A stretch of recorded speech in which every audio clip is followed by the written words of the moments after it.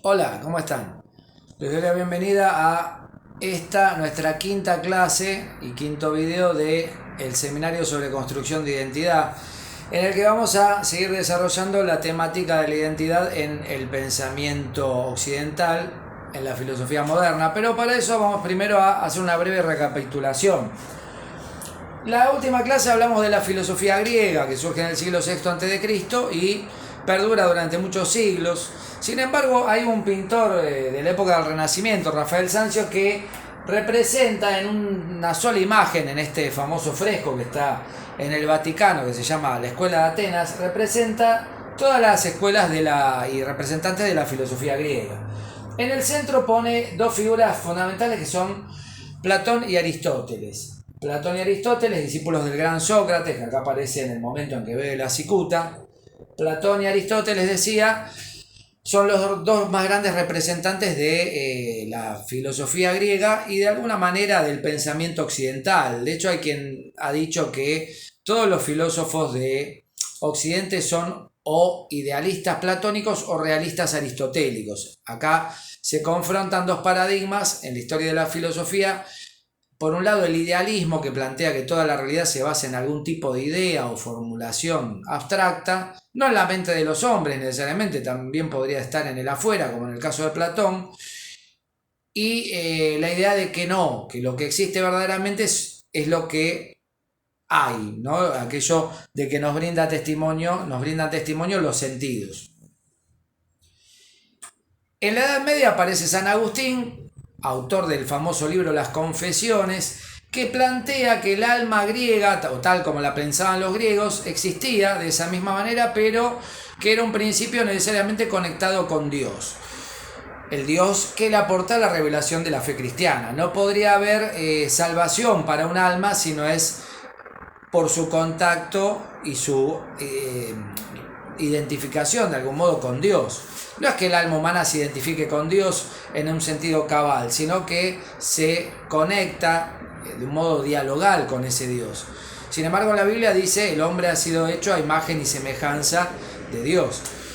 Bueno, esto que es una verdad de la fe en el cristianismo, de algún modo le da al alma medieval este carácter de ser noble, ¿no es cierto? Un ser que es una criatura directa de Dios, cosa que no era vista así por los griegos, porque no tenían un concepto de un Dios único, sino que creían en dioses en el paganismo.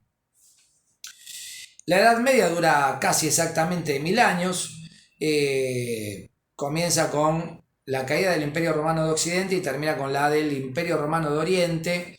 Pero el verdadero hecho fundacional de la modernidad, o el gran hecho destacable, es el llamado descubrimiento de América por parte de Colón, que de algún modo globaliza la cultura europea, ¿no? A partir de la llegada de Colón a América, la cultura cristiana europea adquiere carácter global, o va adquiriendo de a poco carácter global. Después las potencias europeas van a colonizar, España va a colonizar casi toda América, Inglaterra y Francia van a colonizar África, Australia va a ser también colonizada por los ingleses, el Canadá, en fin, muchos países van a de alguna manera ser dominados por la cultura europea. Por eso la filosofía occidental tiene tanto peso en todo el mundo conocido.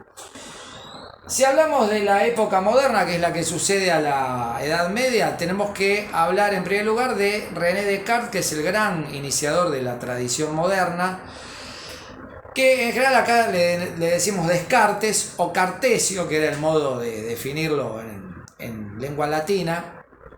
Se habla de gráficos cartesianos, los habrán visto en matemáticas, esas dos líneas por medio de las cuales establecemos magnitudes que determinan curvas, etc., ¿no? Descartes, aparte de filósofo, un gran matemático. Y Descartes se forma en la tradición escolástica medieval. La escolástica fue la última etapa de la filosofía medieval, siglo XIII después de Cristo. Santo Tomás de Aquino es su máximo representante, y Descartes no se siente a gusto con esta filosofía que partía de verdades preconcebidas, en general que tenían que ver con verdades de fe, para después elaborar por simple lógica, silogística, otras verdades. El silogismo es un tipo de razonamiento del cual se deducen unas verdades de otras sin recurrir nunca a la experiencia. Descartes, como buen hijo de la modernidad, quiere fundar una filosofía que respete la experiencia y le dé importancia a los hallazgos científicos que está haciendo la ciencia, porque la época de Descartes es la época de la revolución científica de la modernidad.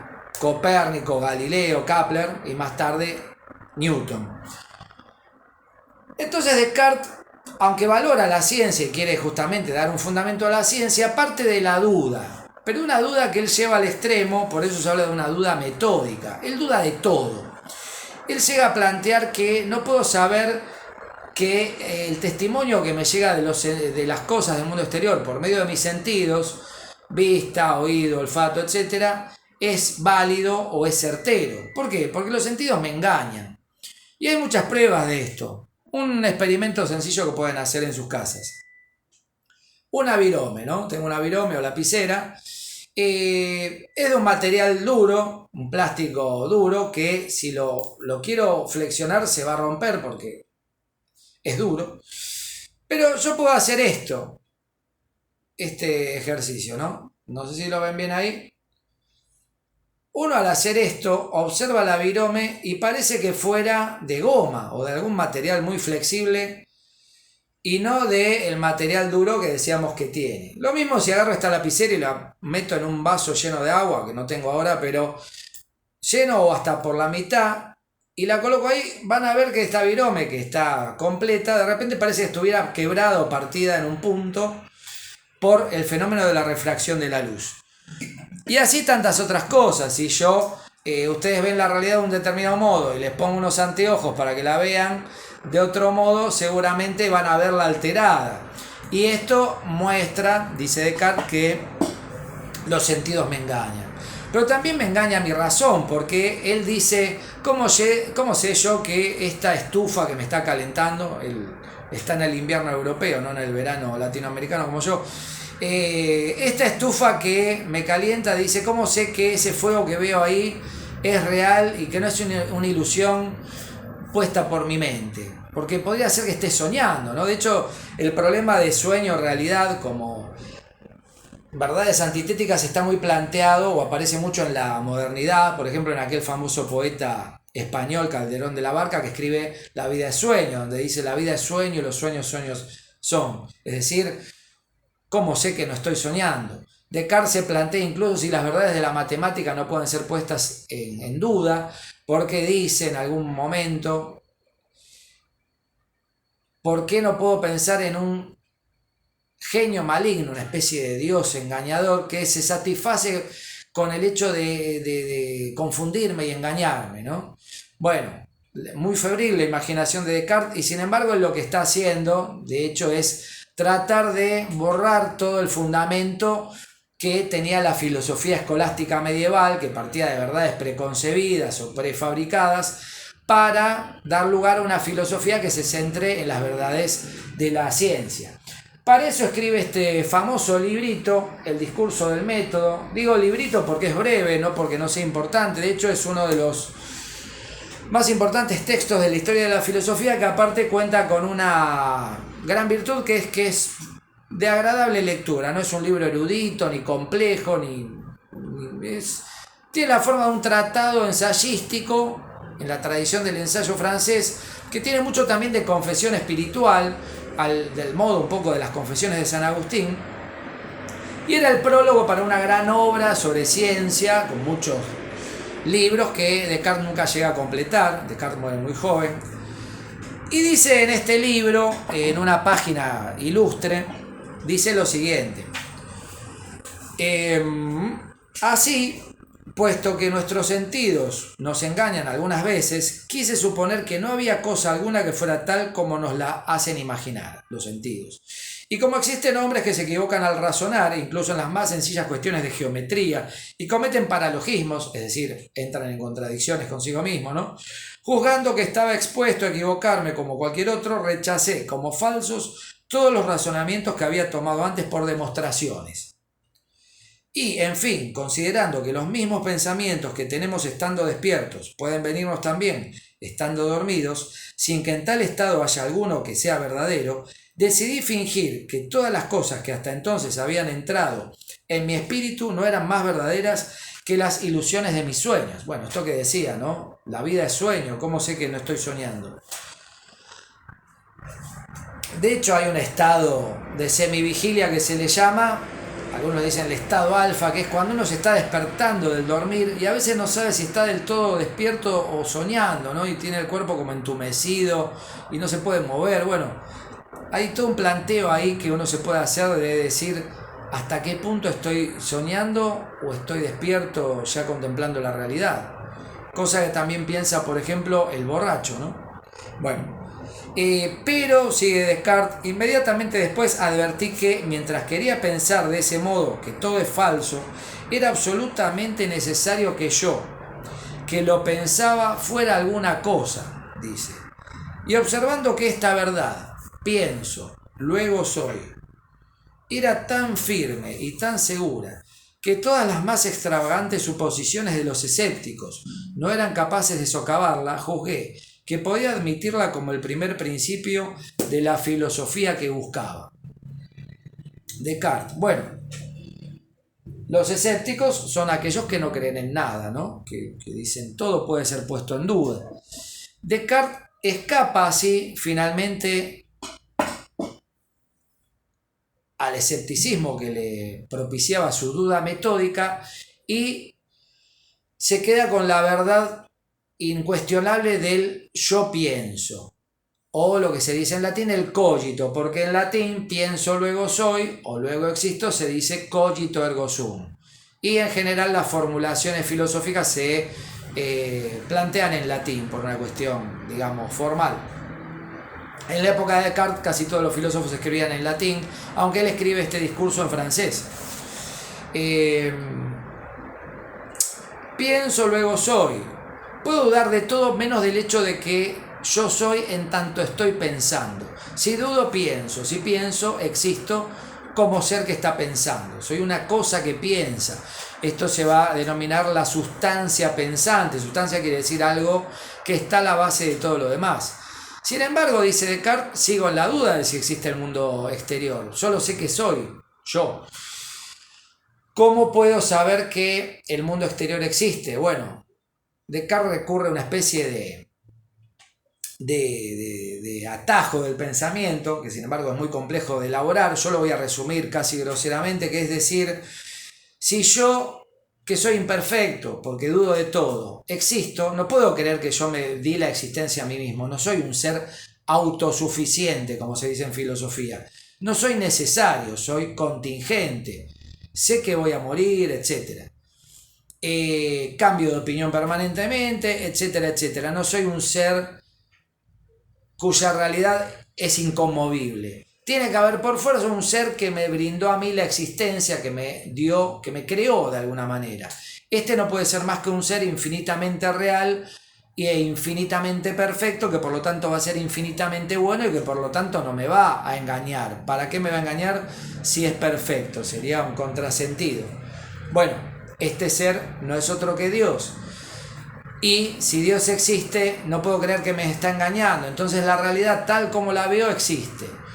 Ahora bien, tengo que salir de el engaño de los sentidos, por los sentidos y la razón me engañan, pero sé que la realidad existe, por lo menos.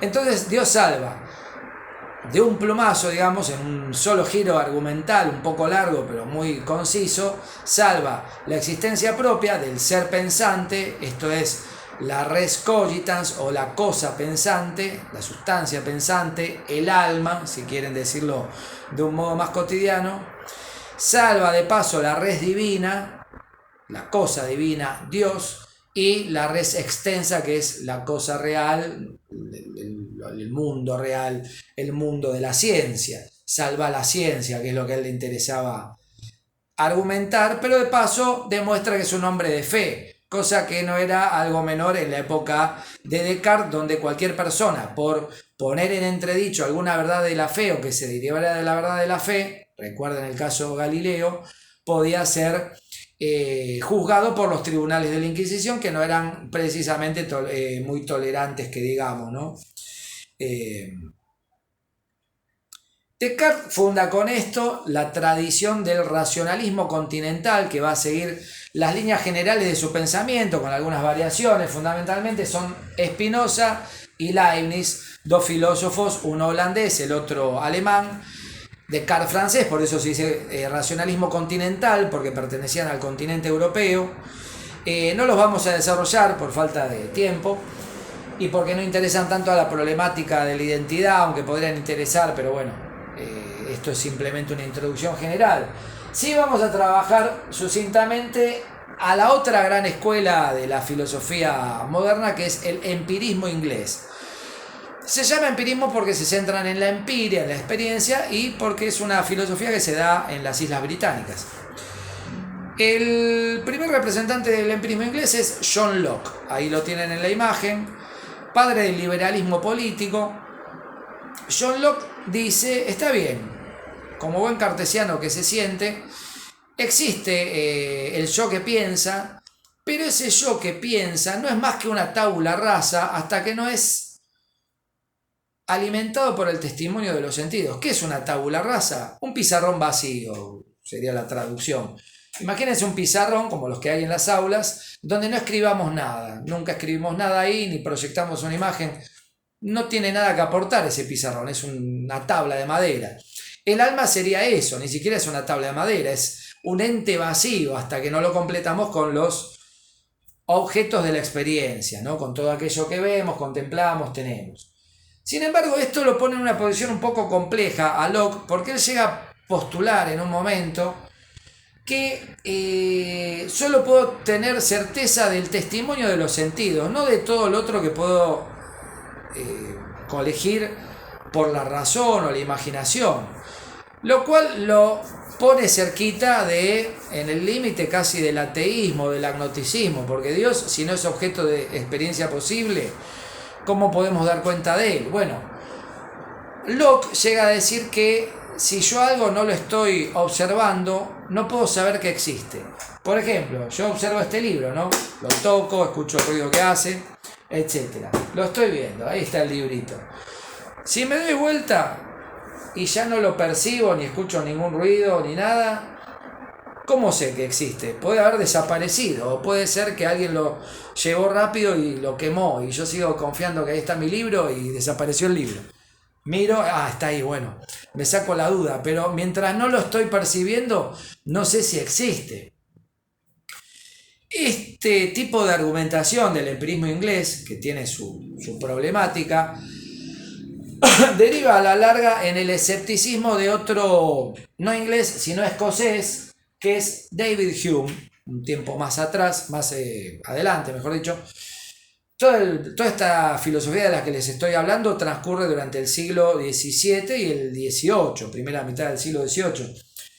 David Hume, escocés, plantea que, como Locke, del único que puedo dar cuenta es de las impresiones que tengo de las cosas, pero no de las cosas mismas, ni tampoco de todos aquellos principios universales que el científico determina a partir de la observación de lo que sucede. Por ejemplo, el principio de causalidad. Yo no tengo manera de determinar que a un determinado fenómeno va a suceder otro por necesidad. Yo tengo este libro acá, de vuelta, pobre libro, lo estoy usando de ejemplo todo el tiempo. Yo sé que si lo tiro, va a ser un ruido. Va a ser ese ruido.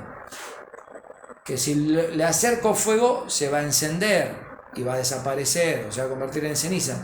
Lo sé, pero ¿por qué lo sé? Porque tengo el hábito, dice Hume, se escribe Hume, justo que estamos hablando de incendiar cosas. Hume dice, tengo el hábito de que cada vez que hiervo agua, que pongo el agua al fuego, mejor dicho, hierve. Tengo el hábito que si empujo algo se va a caer, pero porque sé que sucede, porque estoy acostumbrado a que suceda así. Pero yo como sé que en un momento determinado las cosas no pueden empezar a levitar, por ejemplo, a flotar en el aire, o que el mundo de repente cambiara completamente o un día no saliera el sol, por un hecho que yo no pude predecir. Bueno, la causalidad es puesta en duda por Hume, y si es puesta en duda la causalidad, es puesta en duda todo el edificio de la ciencia experimental. Solo sé que tengo impresiones.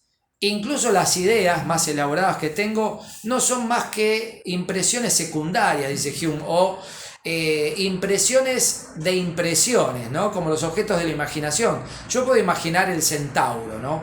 Un hombre con cuerpo de caballo, o que a partir de la cintura es un caballo. Pero yo nunca vi un centauro, lo generé en mi imaginación fusionando objetos que sí percibí como un hombre y un caballo, por ejemplo. Ergo, por lo tanto, no puedo confiar ni siquiera en lo que pienso, porque todo puede ser un gran conglomerado de mi imaginación. Y ahí viene lo complicado. Hume dice, ni siquiera puedo dar cuenta de que exista el alma, porque el alma como sustancia no es objeto de experiencia alguna posible. Nunca está dentro del campo de mis impresiones el alma. Yo no veo el alma, no la puedo medir ni pesar. Hay quienes dicen que han pesado el alma, que pesaría 21 gramos, ¿no? Hay un experimento famoso que es un poco macabro, que han pesado personas en el momento de morir, y antes de morir pesaban 21 gramos más que después de fallecidas. Bueno, Hume no sabía este experimento, pero aún así él dudaría hasta de eso, porque puedo pensar que de un cuerpo se desprende algo, pero no puedo pensar que ese algo es lo que entendemos por el alma, que esté asociado a mi conciencia, etc. El empirismo de Hume recae en un rotundo escepticismo, un escepticismo radical que lo lleva a dudar de todo, y va a ser un filósofo inmediatamente posterior, alemán él, Immanuel Kant, ahí lo tienen, que no vamos a tratar en este video, quédense tranquilos, pero el que va de alguna manera a fusionar la corriente, o lo que planteaba la corriente del racionalismo continental, con la corriente del empirismo inglés, para tratar justamente de escapar a la trampa del escepticismo humeano de Hume, para dar pie a lo que es una nueva época de la filosofía, que va a ser la filosofía contemporánea. Así que bueno, con esto los dejo, espero no haberlos embarullado demasiado, disculpen si fue así, y cualquier duda que tienen me escriben o lo consultan, me lo consultan en otro momento, y lo importante es que todo esto les pueda quedar lo más claro posible. Nos vemos en la próxima clase y gracias como siempre por estar.